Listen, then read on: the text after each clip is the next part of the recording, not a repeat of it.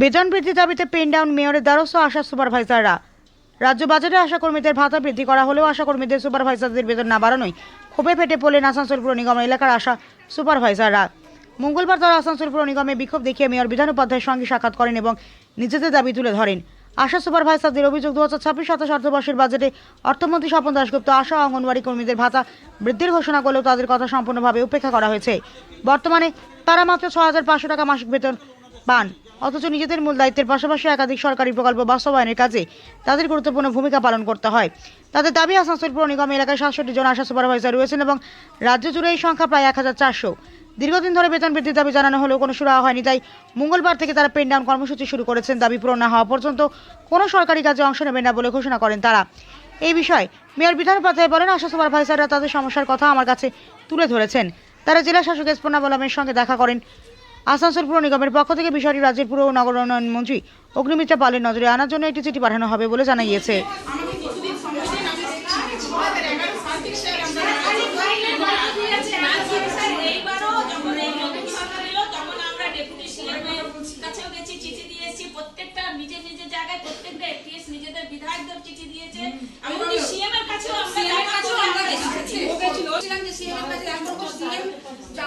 যখন ঢুকলাম তখন আমাদেরকে বসার সাথে সাথেই বলল, দেখুন এনইউ হিসেবে আমি আপনাদের জন্য কিছু করতে পারবো না।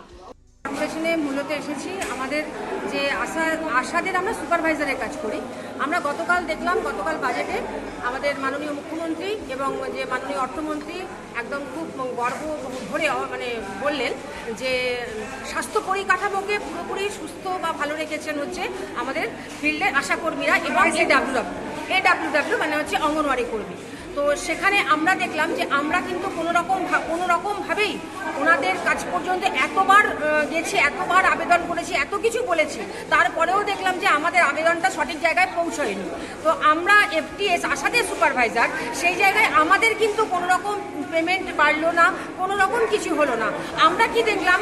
আমরা দেখলাম যে কেন্দ্রে যারা আছে, মানে যারা আশারা কেন্দ্রে আছে, অঙ্গনওয়াড়িরা কেন্দ্রে আছে, ডিএ যারা পাবেন তারা হচ্ছে সরকারি কর্মচারী, মানে কেন্দ্রে আছেন।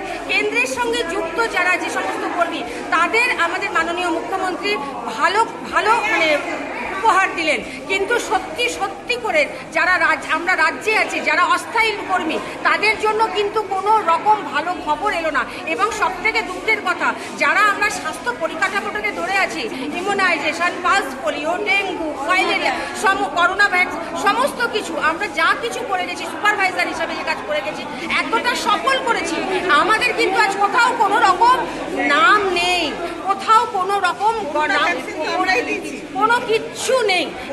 জেলাটা আমার বলা সম্ভব নয়, আমি পশ্চিমবঙ্গ রাজ্যেরটা বলতে পারি কতজন আছে, 1400। আমার আসানসোলে আছে আমরা 67 জন, 67। কর্পোরেশনের আন্ডারে যাতে গোটা ওয়েস্ট বেঙ্গল জুড়ে আছে আমরা 1400। আচ্ছা, এর অন্য কথা হচ্ছে অন্য। আর আমার আসানসোলের কথা হচ্ছে, আসানসোলে আমরা আছি 67 জন সুপারভাইজার। আপনার নাম দিদি? আমার নাম স্বপ্না সরকার।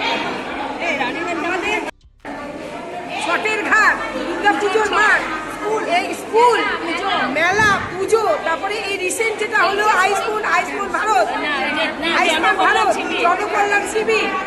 জনকল্যাণ শিবির, এইসবের কাজে আমাদেরকে যুক্ত করে দিচ্ছে বিনা পয়সা। কোনো পয়সা নেই। আবার দেখা যাচ্ছে যেটা আশাদেরকে এত জায়গায় নিয়ে গেল স্যালারি সিস্টেমে, আমাদের যে জায়গা বসিয়ে রাখলো, আমাদের ফাইলেরিয়ার কাজ চলছে, আমাদের ডেঙ্গুর কাজ চলছে।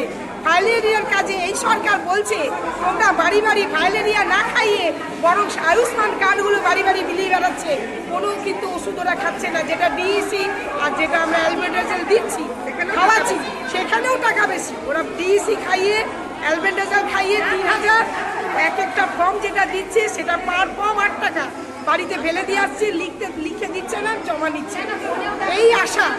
এই আশাদের হয়ে গেল 5000, হয়ে গেল 11,250, প্লাস ইনসেন্টিভ প্রায় 7 থেকে 8 থেকে 9,000 ওরা।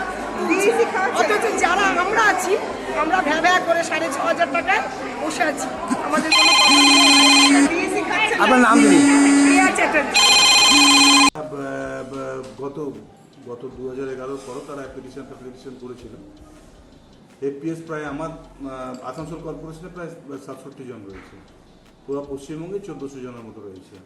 তো তারা বিগত সরকারকেও তারা জানিয়েছিল এবং এই সরকারকেও তারা জানিয়েছে। তো কালকে যেহেতু বাজেট হয়েছে তাদের পক্ষে কিছুই হয়নি, তারা 6200 টাকার মতো একটা স্যালারি পায়।